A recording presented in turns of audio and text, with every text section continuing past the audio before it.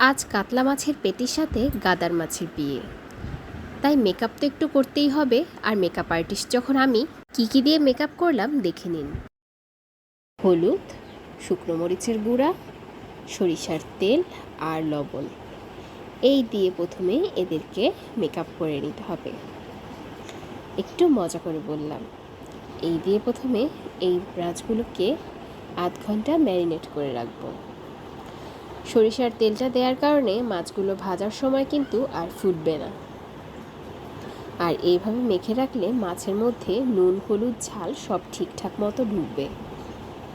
আর ওই যে কেটে রেখেছি টমেটো, আলু, ধনেপাতা আর পেঁয়াজ, এই সাদাসিধে উপকরণ দিয়েই কিন্তু মাছটা রান্না হবে, কিন্তু স্বাদ হবে অতুলনীয়। তাই পুরো ভিডিওটা দেখার অনুরোধ রইল। এইভাবে মাছগুলোকে মেখে একটু বেশি তেল দিয়ে ভেজে নিতে হবে। একদম কিন্তু কড়া করে ভাজা যাবে না। মাছগুলোকে ভাজবো হালকা বাদামি করে। এরপরে পরবর্তী স্টেপে চলে যাব।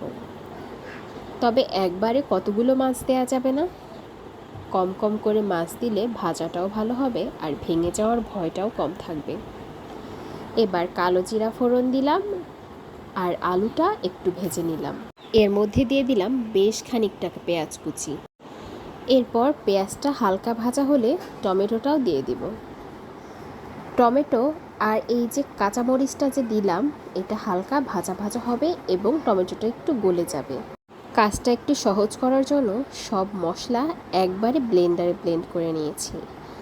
সামান্য আদা, একটা রসুন, কাঁচামরিচ 3-4টা, সামান্য জিরা, এই দিয়ে ব্লেন্ডারে ব্লেন্ড করে নিয়েছি।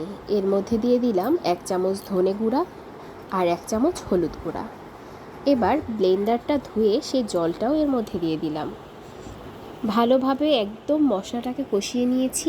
এবার ভেজে রাখা মাছগুলোকে ছেড়ে দিলাম আর একদম হালকা হাতে একটু নেড়ে চেড়ে নিলাম।